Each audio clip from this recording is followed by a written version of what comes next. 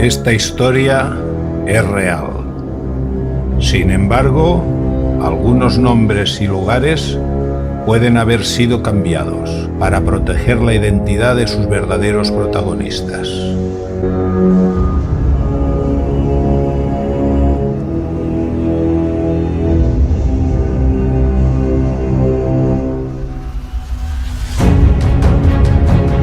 La muerte no entiende el milagro de la vida.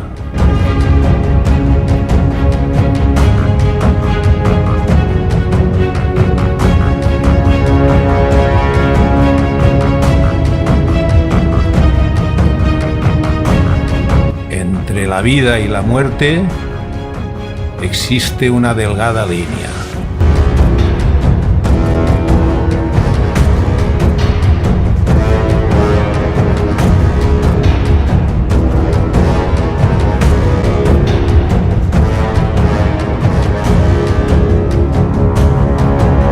La gran tragedia de la vida es que alguien te la arrebate sin tu permiso.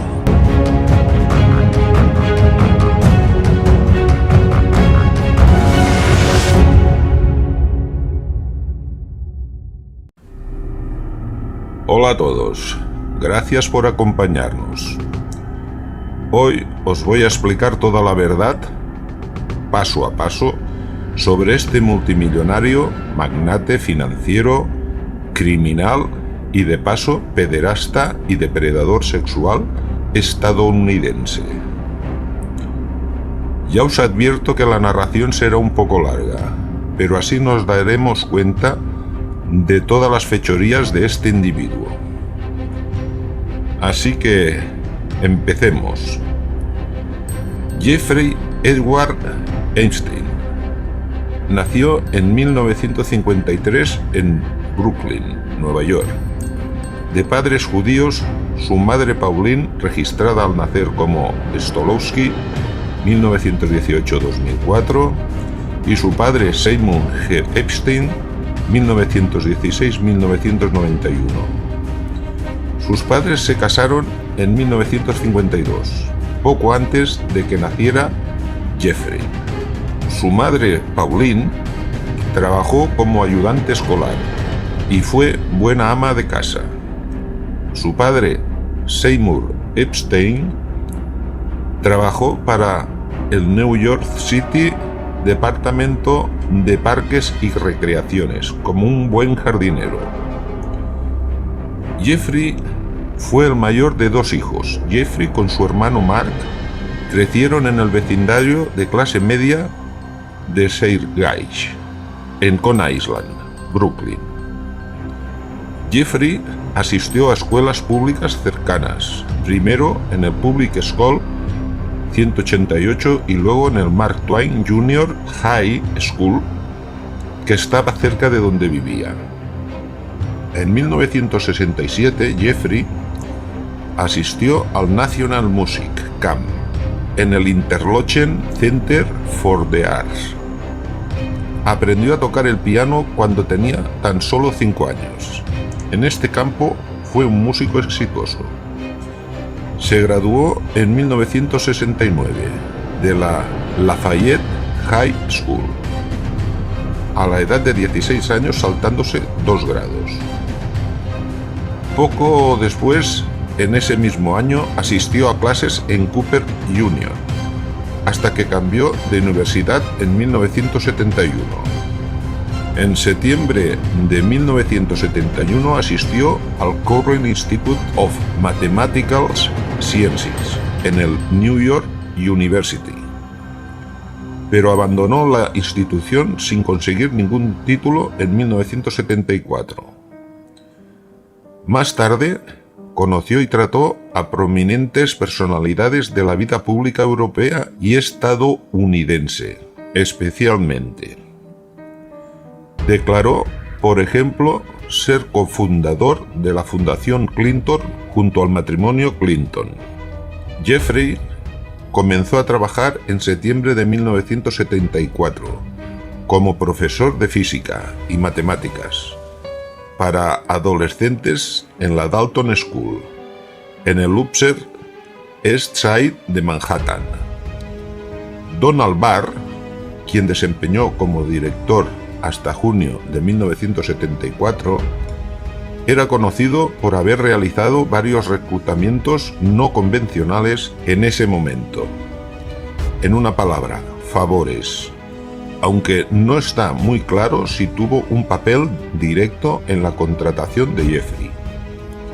3 meses después de que se fuera Donald Barr, Jeffrey comenzó a enseñar a la exclusiva escuela privada a pesar de su falta de credenciales, pues alguien se dio cuenta de que no tenía titulación alguna. Jeffrey supuestamente mostró un comportamiento inapropiado hacia estudiantes menores de edad en ese momento. Mientras tanto, conoció a Alan Greenberg, que era el director ejecutivo de Bear Stearns, que era en ese momento un banco de inversiones y brokers de valores, radicado en Nueva York, hasta su venta al banco JP Morgan en 2008. Pues como decíamos, de Alan, su hija e hijo iban a la escuela donde Jeffrey tuvo el comportamiento inapropiado entre menores. La hija de Alan Greenberg, que se llamaba Lynn Coupel, la cual pidió organizar una reunión de padres y maestros para debatir sobre la conveniencia de tener a un docente como Jeffrey, en la que Jeffrey influyó en otro padre del Dalton School para que lo defendiera ante Alan Greenberg.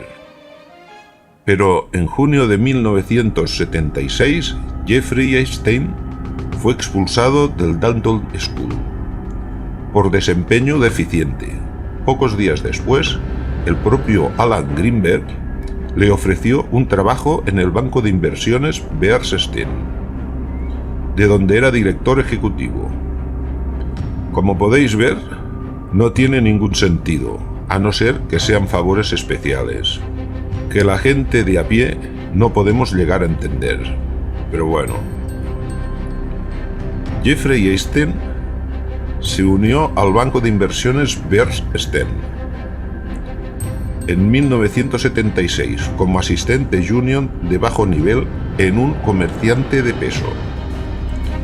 Rápidamente ascendió para convertirse en un comerciante de opciones trabajando en la división de productos especiales, y luego asesoró a los clientes más ricos del banco, como el presidente de Seagram's, que fue una de las mayores empresas de destilerías del mundo y tenía su sede en Montreal, Quebec, Canadá.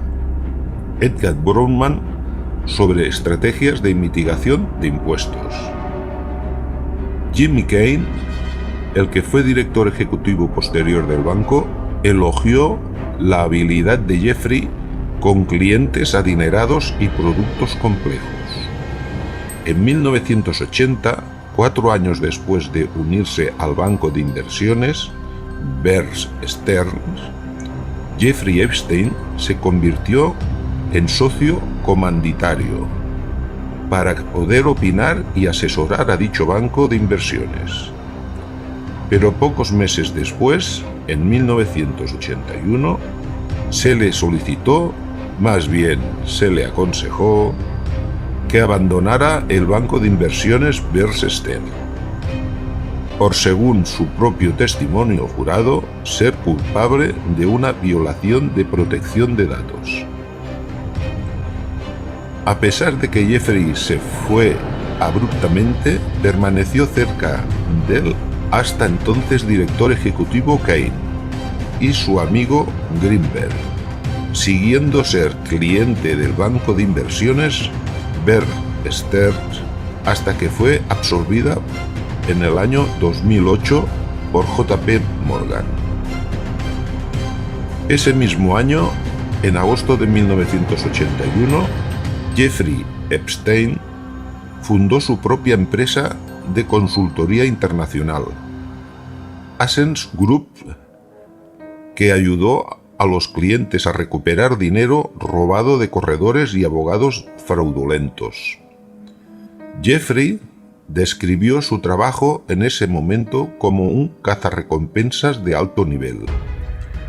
Les dijo a sus amigos que a veces trabajaba como consultor para gobiernos y personas muy adineradas para recuperar fondos malversados, mientras que otras veces trabajaba para clientes que habían malversado fondos. La actriz y heredera española Ana Obregón fue uno de esos clientes adinerados, a quien Jeffrey Epstein ayudó en 1982 a recuperar los millones de inversiones perdidas de su padre, que habían desaparecido cuando Drysdale Government Securities colapsó debido a un fraude. Jeffrey también declaró a algunas personas en ese momento que era un agente de inteligencia. Durante la década de 1980, Jeffrey poseía un pasaporte austriaco que tenía su foto, pero con el nombre falso. El pasaporte mostraba su lugar de residencia en Arabia Saudí. Durante ese periodo, uno de los clientes de Jeffrey fue el empresario saudí Adnan Khashoggi, quien fue intermediario en las transferencias de armas estadounidenses de Israel a Irán, como parte del asunto Irán-Contra, en la década de 1980.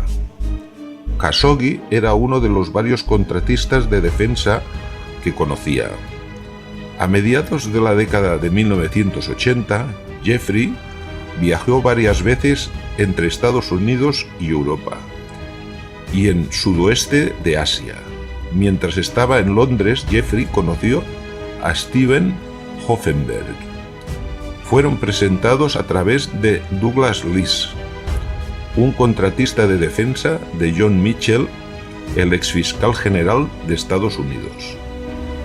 Steven Hoffenberg contrató a Jeffrey en 1987 como consultor de una agencia de cobranzas que compraba deudas de las personas debían a los hospitales, bancos y compañías telefónicas.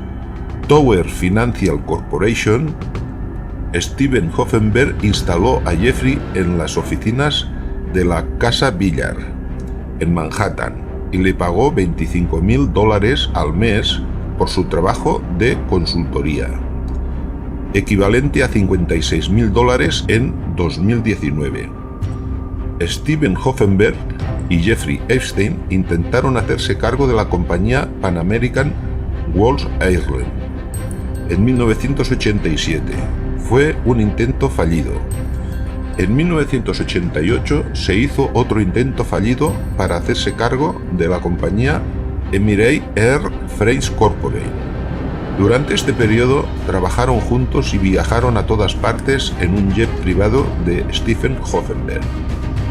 Pero en 1993 la compañía Tower Financial Corporation quebró, como uno de los mayores esquemas Ponzi. Un momento.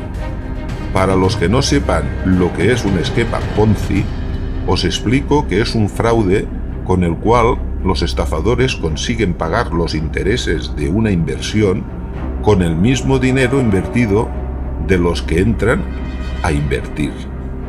Más o menos lo que también se llama una pirámide.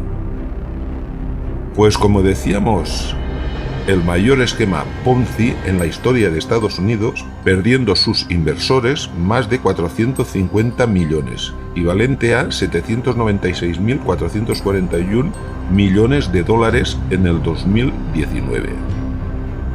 En documentos judiciales, Steven Hoffenberg afirmó que Jeffrey Epstein dejó la empresa en 1989, antes de que colapsara, y nunca se le acusó de estar involucrado en el fraude masivo cometido por inversores. Se desconoce si Jeffrey adquirió fondos robados del esquema Ponzi. Como podéis ir viendo, esto es un no parar, y cada vez se lía más el asunto. Estaros atentos porque aún hay mucho más, y cosas desagradables además. En 1988, mientras Jeffrey Epstein todavía era consultor de Hoffenberg, fundó su propia empresa de gestión financiera, J. Epstein & Company, la cual administraba los activos de clientes con más de $1.000 millones en patrimonio neto, aunque otras fuentes han expresado su escepticismo de que fueran tan restrictivos en los clientes que tomó. El único cliente multimillonario de Jeffrey conocido públicamente fue Leslie Wexner, presidente y director ejecutivo de L Brands, anteriormente de Limited, y de Victoria's Secret. En 1986, Jeffrey conoció a Wexner a través de conocidos mutuos, el ejecutivo de seguros Robert Meister y su esposa en Palm Beach, Florida. Un año después, Jeffrey Epstein se convirtió en asesor financiero de Wexner y fue su mano derecha. En el transcurso de un año, Jeffrey había resuelto las enredadas finanzas de Wexner. En julio de 1991, Wexner otorgó a Jeffrey Epstein pleno poder notarial sobre sus asuntos. Y aquí sí que ya el tal Jeffrey fue como tocar la gloria. El poder le permitió que Jeffrey Epstein contratara personas, firmara cheques, comprar y vender propiedades, pedir dinero prestado y hacer cualquier otra cosa de naturaleza legalmente vinculada en nombre de Wexner.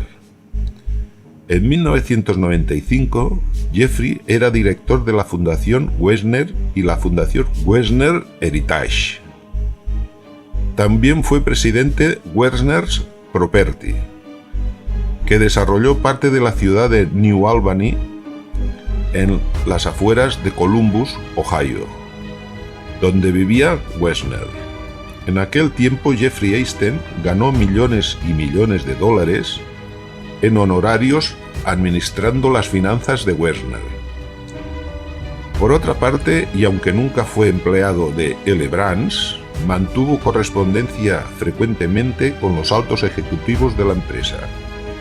Jeffrey asistía a menudo a los desfiles de moda de Victoria's Secret y recibía a las modelos en su casa de Nueva York, además de ayudar a las aspirantes a modelo a conseguir trabajo en la empresa. Este hombre tenía tiempo para todo. En 1996, Jeffrey Epstein cambió el nombre de su empresa a Financial Trust Company para obtener ventajas fiscales y la basó en la isla de San Tomás, en las Islas Vírgenes de los Estados Unidos. Al trasladarse a las Islas Vírgenes, Jeffrey Epstein pudo reducir los impuestos federales sobre la renta en un 90%.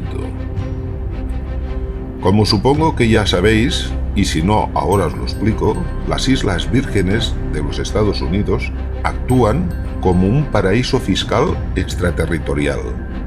Al mismo tiempo ofrecieron las ventajas de formar parte del sistema bancario estadounidense. En 2003, Jeffrey presentó una oferta para adquirir la revista New York.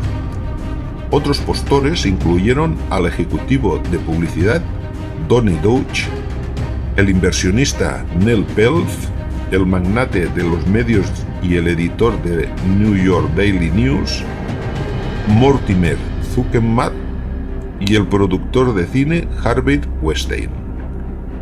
El comprador final fue Bruce Wasserstein, un antiguo banquero de inversiones de Wall Street que pagó $55 millones.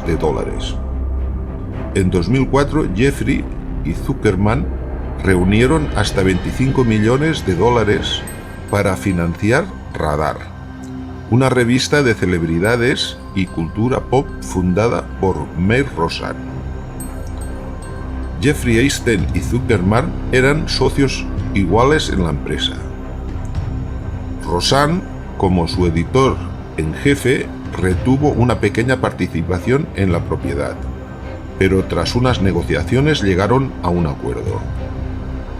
En una exposición de Vanity Fair de 2003, Epstein se refiere a Ghislaine Maxwell, que era su actual pareja, como mi mejor amigo. Epstein conocía desde hacía mucho tiempo al príncipe Andrew y Tom Barack y asistía a fiestas con muchas personas prominentes como Bill Clinton, George Stephanopoulos, Donald Trump, Kathy Couric, Woody Allen y Harvey Weinstein. Sus contactos incluyeron a Rupert Murdoch, Mitchell Bloomberg, Richard Branson, Alex Baldwin, algunos miembros de la familia Kennedy, así como Rockefellers y Rothschild. En sus contactos también incluyeron el primer ministro israelí Ehud Barak, el príncipe heredero de Arabia Saudí Mohammed bin Salman. Tanto Clinton como Trump afirmaron que nunca visitaron la isla de Epstein. También cabe señalar que según un artículo del New York Times, su fortuna puede ser más una ilusión que un hecho. Epstein perdió grandes sumas de dinero en la crisis financiera del 2008 y también a numerosos amigos y clientes, incluido el multimillonario minorista Leslie Wexner. En una palabra, lo abandonaron. Luego de declararse culpable de cargos de prostitución en 2008, la revista New York afirmó que hay pocas pruebas de la buena fe financiera de Epstein. Y la revista Forbes también publicó un artículo muy interesante titulado ¿Por qué el delincuente sexual Jeffrey Epstein no es multimillonario? Por otra parte, y saltando en el tiempo, tuvo varios negocios e inversiones. Tenemos que decir que Jeffrey perdió bastantes millones de dólares para cuando el fondo de Bear Stearns comenzó a fallar en mayo del 2007. Jeffrey Epstein había comenzado a negociar un acuerdo de culpabilidad con la oficina del fiscal de los Estados Unidos con respecto a inminentes cargos por tener relaciones sexuales con menores. En agosto del 2007, un mes después del colapso del fondo de inversiones, el fiscal estadounidense en Miami, Alexander Acosta, entabló conversaciones directas sobre el acuerdo de culpabilidad. Acosta negoció un trato indulgente, según él, porque había sido ordenado por altos funcionarios del gobierno, quienes le dijeron que Jeffrey Epstein era un individuo de vital importancia para el gobierno. Como parte de las negociaciones, según informa el Miami Herald, Jeffrey proporcionó información no especificada a los fiscales federales de Nueva York en su fallido caso penal de junio de 2008 contra dos administradores del fallido fondo de cobertura Bear Stearns.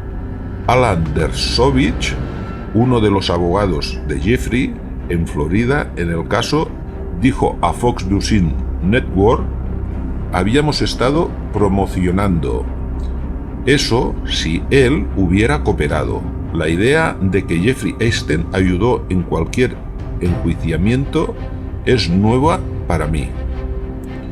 En 2015, el periódico israelí Haaretz informó que Jeffrey Epstein invirtió en la startup Report Omelan Security, rebautizado como Carbyne, en 2018. La startup está conectada con la industria de defensa de Israel. Está encabezado por el exministro israelí Ehud Barak, quien también fue en su momento ministro de Defensa y jefe de personal de las Fuerzas de Defensa de Israelí, FDI. El director general de la empresa es Amir Alihai. que era oficial de las fuerzas especiales, y Pinchas Burkris, que es director de la empresa. Fue también, en su momento, director general del Ministerio de Defensa y comandante en la Unión Cibernética 8200 de la FDI. Jeffrey y Barak, el jefe de Carbine, eran bastantes amigos, y Jeffrey a menudo le ofrecía alojamiento en uno de sus apartamentos en 301 Este de Street en Manhattan. Jeffrey tenía experiencia previa con el sector militar y de investigación de Israel. El Mossad, agencia de inteligencia de Israel, uno de los mejores del mundo, dicho sea de paso, responsable de la recopilación de inteligencia, acción encubierta, espionaje y contraespionaje en todo el mundo.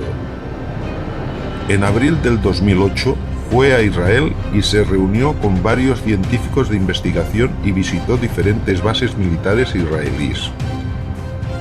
Durante ese viaje llegó a pensar en quedarse en Israel para evitar un juicio y una posible entrada en la cárcel por los cargos que se enfrentaba por delitos sexuales. Sin embargo, optó o le sugirieron regresar a Estados Unidos. Jeffrey Epstein instaló cámaras ocultas en numerosos lugares de sus propiedades para supuestamente grabar la actividad sexual con niñas menores de edad por parte de personas prominentes y famosas, con fines delictivos, como el chantaje. Ghislaine Maxwell, la compañera cercana de Jeffrey, le dijo a un amigo que la isla privada de Jeffrey, en las Islas Vírgenes de Estados Unidos, estaba completamente conectada para vídeo, y el amigo creía que Maxwell y Jeffrey estaban grabando a todos en la isla como una póliza de seguros. Cuando la policía allanó su residencia en Palm Beach en 2006, se descubrieron 2 cámaras estenopeicas ocultas en su casa.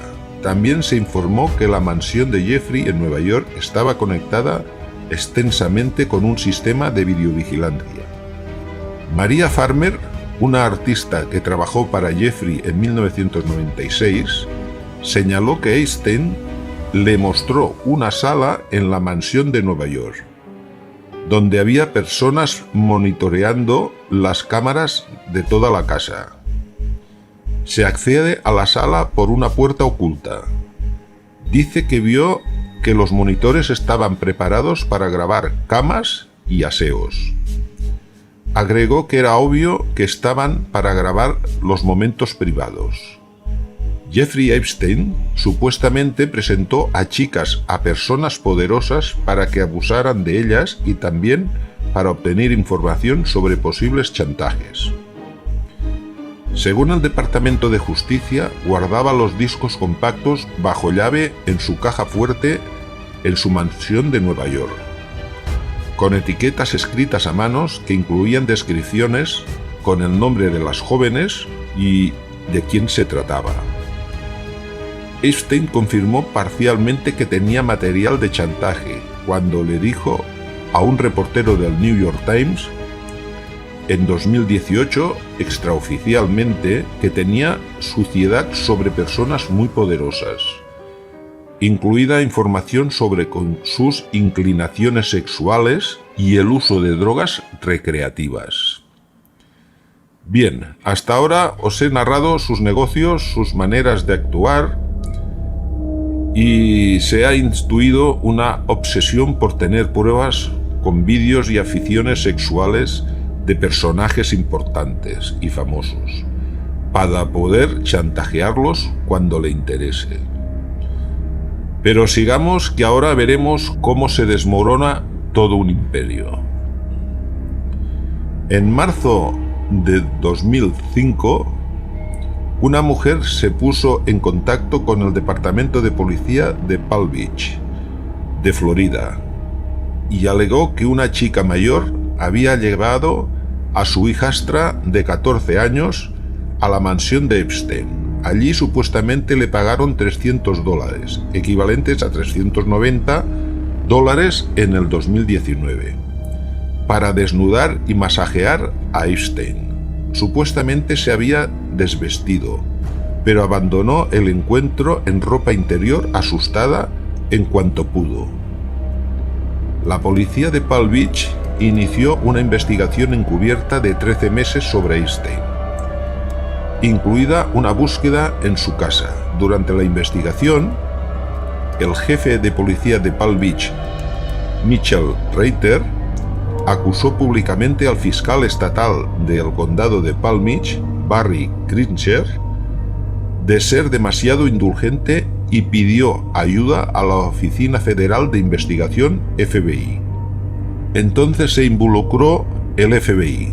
Posteriormente, la policía alegó que Epstein había pagado a varias niñas para que realizaran actos sexuales con él. Las entrevistas con 5 presuntas víctimas y 17 testigos bajo juramento, una transcripción de la escuela secundaria y otros elementos encontrados en la basura y la casa de Jeffrey Epstein supuestamente mostraron que algunas de las chicas involucradas eran menores de 18 años. La más joven era de 14 y otras de 16. La edad de consentimiento sexual en Florida es de 18. El registro policial de la casa de Epstein encontraron 2 cámaras ocultas y una gran cantidad de fotos de niñas en toda la casa, algunas de las cuales la policía había entrevistado en el curso de la investigación.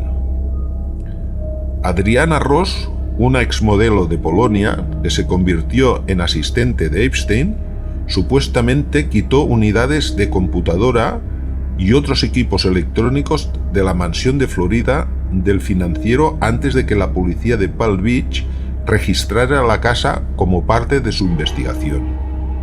Los documentos judiciales registran que una búsqueda en la residencia de Epstein por el detective de policía de Palm Beach, Joseph Recarey, en 2005 descubrió un recibo incriminatorio de un pedido de Jeffrey a Amazon de libros sobre esclavitud sexual.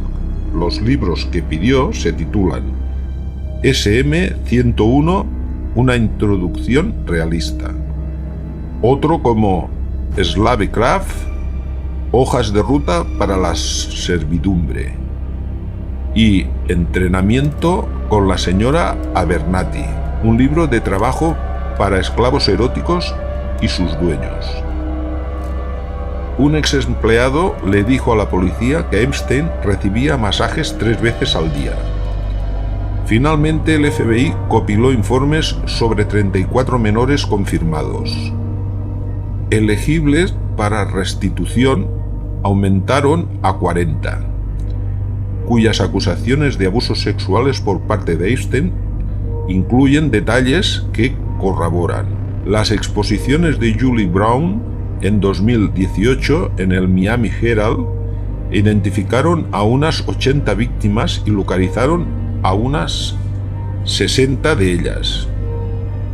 Ella cita al entonces jefe de policía Mitchell Reiter diciendo que todas ellas básicamente contaban la misma historia.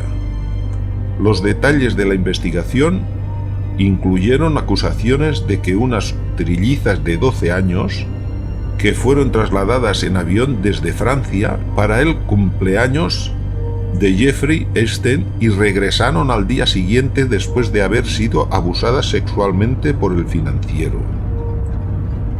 También se alegó que se reclutaron niñas de Brasil y otros países de América del Sur, países de la ex Unión Soviética y Europa, y que la agencia de modelos MC2 de Jean-Luc Brunel también estaba suministrando niñas a Jeffrey Epstein. A ver, vamos a hacer una pequeña pausa porque esto ya empieza a ser increíble. Que hayan personas así, esto es una locura, de despropósitos seguidos. Pero sigamos, que os tengo que explicar más cosas interesantes e increíbles. En mayo del 2006, la policía de Palm Beach presentó una declaración jurada de la causa probable en la que decía que Epstein debería ser acusado de 4 cargos de relaciones sexuales ilícitas con menores y un cargo de abuso sexual. El fiscal estatal Crenshaw convocó a un gran jurado del condado de Palm Beach, lo que generalmente solo hacía en casos de pena capital. A pesar de sus intentos y aceptar un acuerdo de culpabilidad, para tener inmunidad y poder tener un acuerdo de no enjuiciamiento, también trataron de ocultar dicho trato a las víctimas. Todos estos intentos no fructificaron. Enseguida, un juez federal determinó que los fiscales habían violado los derechos de las víctimas al ocultar el acuerdo a las víctimas y en cambio las instaron a tener paciencia. A ver, un momento. ¿Cómo que paciencia? ¿Qué paciencia? ¿Paciencia de qué? Vaya vergüenza. Sigamos porque esto ya me hierve la sangre en estos intentos de tapar todo por tener influencias. El 30 de junio del 2008, después de que Epstein se declarara culpable de un cargo estatal, uno de 2, de procurar la prostitución de una niña menor de 18 años, fue sentenciado a 18 meses de prisión. Si bien la mayoría de los delincuentes sexuales condenados en Florida son enviados a una prisión estatal, Jeffrey Epstein fue alojado en un ala privada en la empalizada del condado de Palm Beach y, según la oficina del alguacil, después de 3 meses y medio se le permitió salir de la cárcel. Permiso de trabajo hasta de 12 horas al día y 6 días a la semana. Esto contraviene las propias políticas del alguacil, que requiere una sentencia restante máxima de 10 meses y hace que los delincuentes sexuales no sean elegibles para el privilegio. Se le permitió entrar y salir fuera de las horas de liberación especificadas. La puerta de la celda de Epstein quedó abierta y tuvo acceso a la sala de abogados, donde se le instaló un televisor antes de que le trasladaron a la enfermería de Stockade, que antes no contaba con personal. Trabajaba en la oficina de una fundación que había creado él mismo, poco antes de ir a la cárcel, y la disolvió después de haber cumplido su condena. Al parecer, era muy listo, pues preveía lo que ya le podía pasar. Hasta hizo una empresa. Anda. La oficina del sheriff recibió $128,000 de la fundación sin fines de lucro de Epstein para pagar los costes de los servicios adicionales que se brindaron durante su liberación laboral.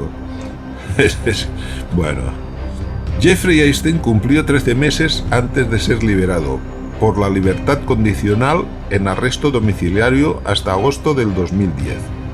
Mientras tanto, se permitía viajar en un jet privado a sus residencias de Manhattan, las Islas Vírgenes de Estados Unidos, también largos viajes para andar y de compras por Palm Beach, para hacer ejercicio. Esto es admirable. Vamos, ¿a todos los presos les dan estos privilegios en Estados Unidos? Increíble. Bueno, después de una audiencia impugnada en enero del 2011 y una apelación, permaneció registrado en el estado de Nueva York como delincuente sexual de nivel 3. Alto riesgo de reincidencia. Esto ya es serio. Una designación de por vida. Las reacciones no se hicieron esperar. El acuerdo de inmunidad y su trato indulgente fueron objeto de una gran disputa pública en curso. El jefe de policía de Palm Beach acusó al Estado de darle un trato preferencial y el Miami Herald dijo que el fiscal federal Acosta le dio a Epstein el trato de su vida. y tanto que le dio el trato de su vida. Tras el arresto de Jeffrey Epstein en julio de 1919 por cargos de tráfico sexual, Acosta renunció como secretario de Trabajo a partir del 19 de julio de 2019.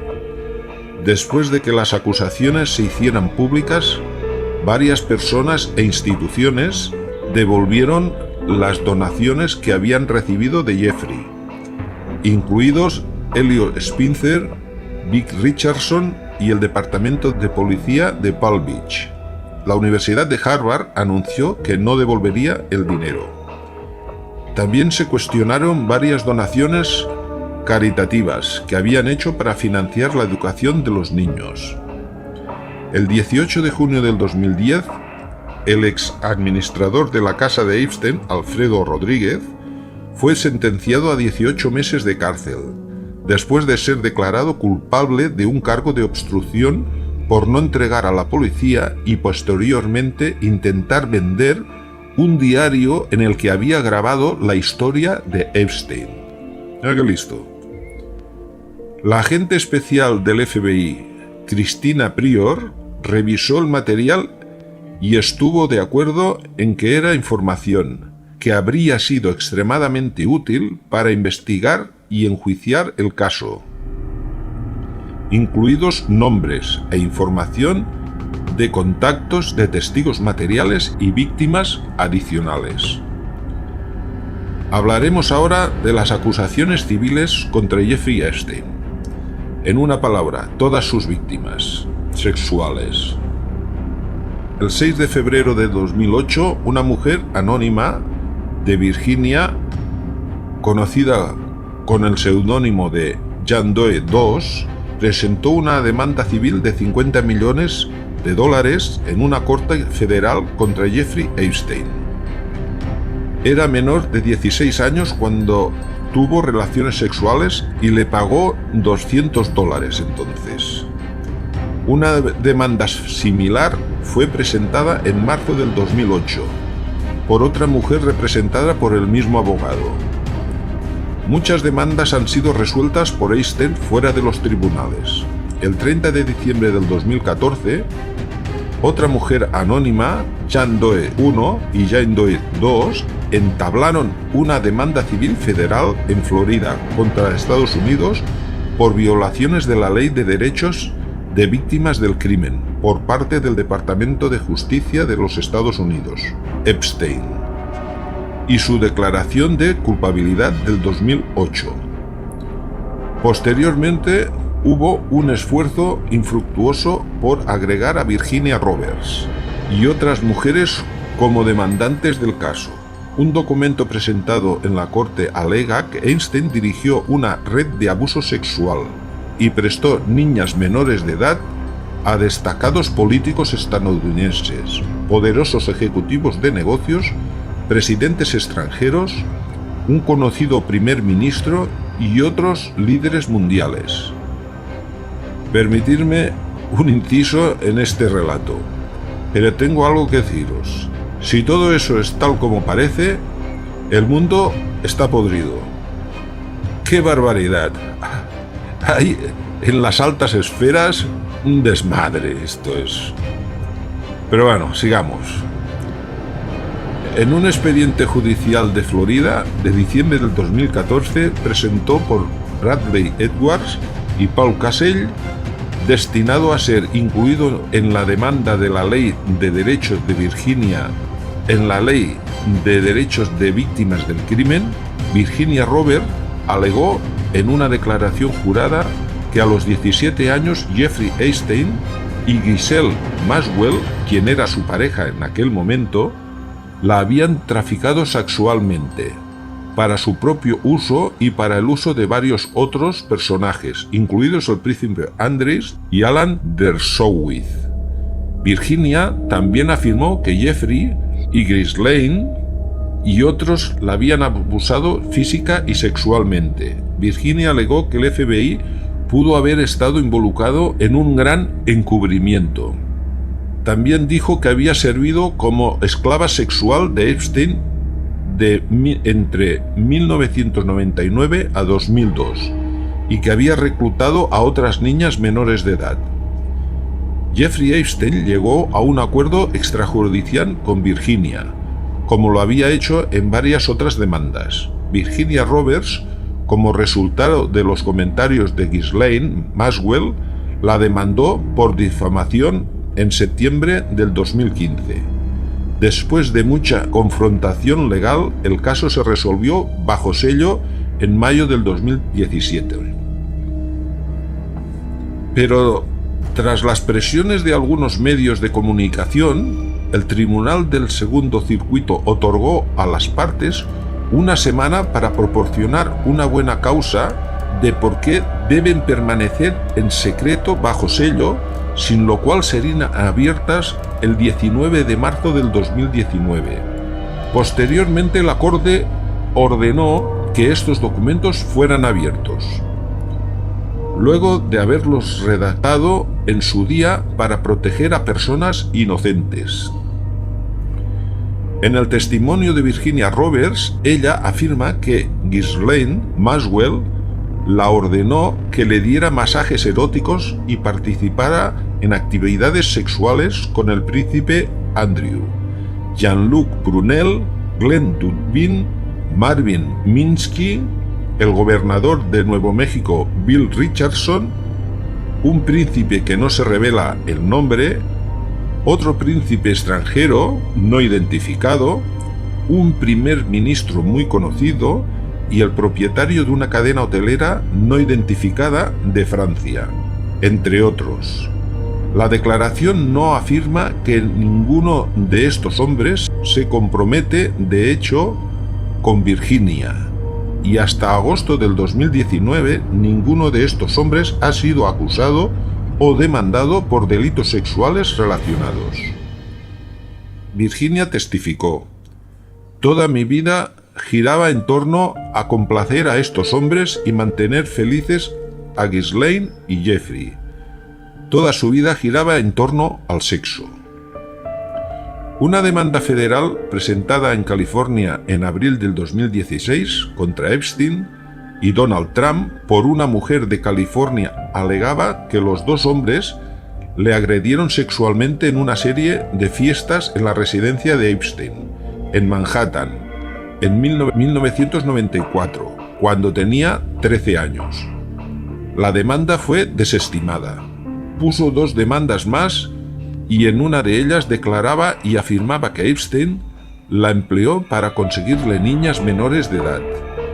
La demanda fue retirada el 4 de noviembre del 2016. El abogado de Trump, Alan Garten, negó rotundamente las acusaciones, mientras que Epstein se negó a comentar nada. En 2017, Sarah Ransom presentó una demanda contra Epstein y su mujer Maxwell, alegando que Maxwell la había contratado para darles masajes sexuales a Epstein en su mansión en Nueva York y en su isla caribeña privada Little St. James. La demanda se resolvió en 2018 de manera extraoficial no revelada. Una demanda civil estatal en Florida presentada por el abogado Bradley Edwards contra Epstein estaba programada para juicio en diciembre del 2018. Sin embargo, el caso se resolvió el primer día de juicio.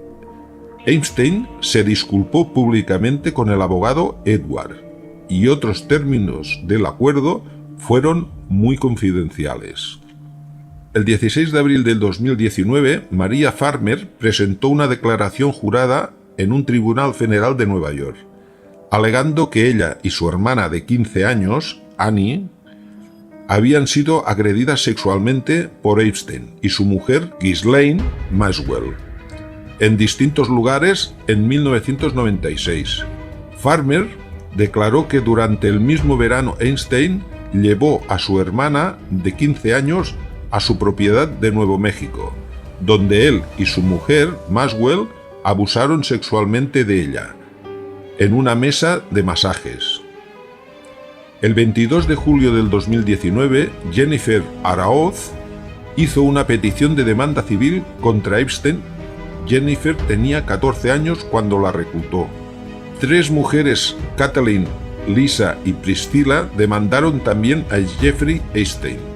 Fueron reclutadas y sometidas a actos sexuales no deseados. Otra mujer, cuando tenía 14 años, demandó a Epstein por ser reclutada en 2002 y abusada sexualmente durante 3 largos años.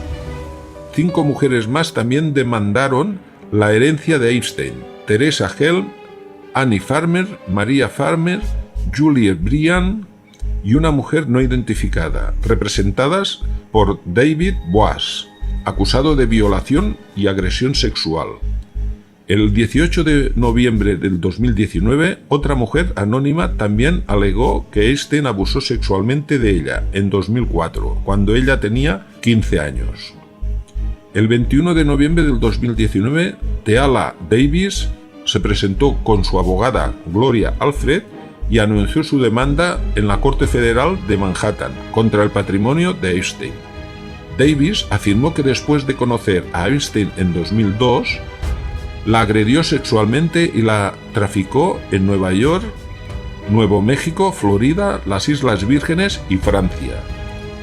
El 3 de diciembre del 2019, el abogado Jordan Merson presentó una demanda en Nueva York en nombre de 9 acosadores anónimos contra Epstein por agresión sexual, angustia emocional, cuando tenían 13, 14 y 15 años.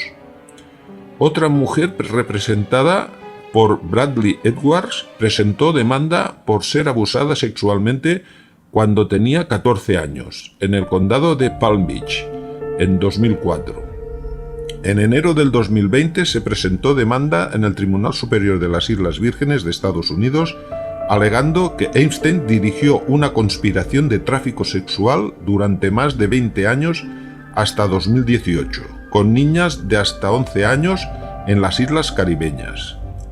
Según la Procuradora General Denise George, sus supuestas actividades delictivas en las islas se ocultaron a través de una compleja red de empresas. En enero del 2020 se presentó una demanda contra Jeffrey Epstein y Ghislaine Maxwell, alegando que reclutaron a una estudiante de música de 13 años en el Centro Interlochen para las Artes en 1994 y la sometieron a abusos sexuales. La demanda afirma que la niña, ahora mujer, fue repetidamente agredida sexualmente por Epstein durante un periodo de 4 años. Y Ghislaine Maxwell jugó un papel clave tanto en su reclutamiento como al participar en las agresiones. Segundo caso penal. Fue por cargos por tráfico sexual. El 6 de julio del 2019, Epstein fue arrestado en el aeropuerto de Teterboro, en Nueva Jersey, por cargos de tráfico sexual. Fue encarcelado en el Centro Correccional Metropolitano de la ciudad de Nueva York, que ha mantenido a presos como el jefe de una de las familias mafiosas de Nueva York, muy famosa, John Gotti, y el famoso narcotraficante Joaquín El Chapo Guzmán y Paul Manafort. Según testigos y fuentes, el día de su arresto, alrededor de una docena de agentes del FBI forzaron la puerta de su casa en Manhattan, la casa Herbert Strauss, con sendas órdenes de registro. La búsqueda de su casa dio como resultado cientos y quizá miles de fotografías sexuales sugerentes de mujeres desnudas total o parcialmente. Algunas de las fotos fueron confirmadas como de mujeres menores de edad. En una caja fuerte cerrada se encontraron discos compactos con etiquetas escritas a mano que incluyen las descripciones con los nombres y descripciones de quién eran. También se encontraron en la caja fuerte $70.000 en efectivo y 48 diamantes, y un pasaporte austríaco falso que caducó en 1987, que antes ya habíamos hablado de este, si os acordáis, de este pasaporte. Pero aquí se explica más, que tenía la foto de Epstein, pero con otro nombre. El pasaporte tenía incluidos sellos de entrada y salida de Francia, España, Reino Unido y Arabia Saudita en la década de 1980. Según sus abogados, a Epstein se había aconsejado que adquiriera el pasaporte porque, como miembro adinerado de la fe judía, corría el peligro de ser secuestrado mientras viajaban al extranjero. Nos podemos preguntar entonces que un personaje, así como de tanto poder que tenía, ¿por qué ir con un pasaporte falso? A no ser que las operaciones o negociaciones fueran fraudulentas. Eso también sería posible. El 8 de julio, fiscales de la Unidad de Corrupción Pública del Distrito Sur de Nueva York lo acusaron de tráfico sexual y conspiración para traficar menores con fines sexuales. La acusación del gran jurado alega que docenas de niñas menores de edad fueron llevadas a las mansiones de Epstein para encuentros sexuales. El juez Kenneth Marra debía decidir si el acuerdo de no enjuiciamiento que protegía a Epstein de los cargos más graves debía mantenerse. Jeffrey Epstein solicitó ser liberado bajo fianza ofreciendo a pagar $100 millones, con la condición de que también se sometiera a arresto domiciliario en su mansión de la ciudad de Nueva York. El juez federal de distrito Richard M. Berman denegó la solicitud el 18 de julio y dijo que Epstein representaba un peligro para el público y un grave riesgo de fuga para evitar el enjuiciamiento. Bueno, parece que a partir de aquí los grandes poderes fácticos e instituciones ya no lo encubrirían más. Ya sabían qué tenían que hacer, o al menos eso parece. El 23 de julio, Epstein fue encontrado herido y semi-inconsciente a la 1:30 horas de la madrugada en el suelo de su celda, con marcas alrededor de su cuello, que se sospechaba que eran el resultado de un intento de suicidio o un asalto. Su compañero de celda es un exoficial de policía de la ciudad de Nueva York, Nicholas Tartaglione, quien está acusado de 4 cargos de asesinato. Fue interrogado sobre el estado de Epstein. Negó tener conocimiento de lo sucedido. Bueno, estaba en la misma celda. No vio nada. El propio Epstein dijo que no recordaba nada. Sin embargo, unos días después, el 10 de agosto del 2019, la oficina de la prisión informó que Jeffrey Epstein fue encontrado muerto por ahorcamiento en su celda del Metropolitan Correctional Center, en la ciudad de Nueva York, a las 6:30 horas de la mañana. También informó que en el momento del encuentro se hicieron las operaciones adecuadas para salvar su vida inmediatamente. Los servicios de urgencia fueron avisados y lo llevaron al hospital. La oficina de la prisión y el procurador general del gobierno estadounidense, William Barr, mencionaron que aparentemente se trataba de un suicidio, aunque finalmente no se determinó la causa. Las circunstancias de su muerte originaron una investigación por el Departamento de Justicia. La autopsia fue realizada el 11 de agosto, pero la causa de su muerte no ha sido anunciada por los médicos forenses de la ciudad de Nueva York en espera de mayor información, ya que algunas informaciones informan que tenía varios huesos rotos que podrían no corresponder a un ahorcamiento. En una investigación tras su muerte, Epstein fue transferido fuera de su celda. Más tarde, en la noche, en violación de los procedimientos normales de la cárcel, Epstein no fue visitado cada 30 minutos como estaba establecido, y los 2 guardias que fueron asignados para revisar la unidad hecha esa noche se quedaron dormidos y no vigilaron. Todo lo demás, como podéis comprender, ya es historia, aunque hay algunas informaciones más. Ahora os las cuento. Ghislaine Maxwell, la compañera de Jeffrey Epstein, fue condenada a 20 años de cárcel por los mismos delitos de tráfico sexual de niñas y otros cargos. Ghislaine, en unas declaraciones a reporteros de medios de comunicación, insistió en que Jeffrey Epstein no se había suicidado y que era muy sospechoso la causa de su muerte. Pues quizás sí, tenía razón. Si aún estáis viendo este largo vídeo, gracias por acompañarnos y hasta el próximo vídeo.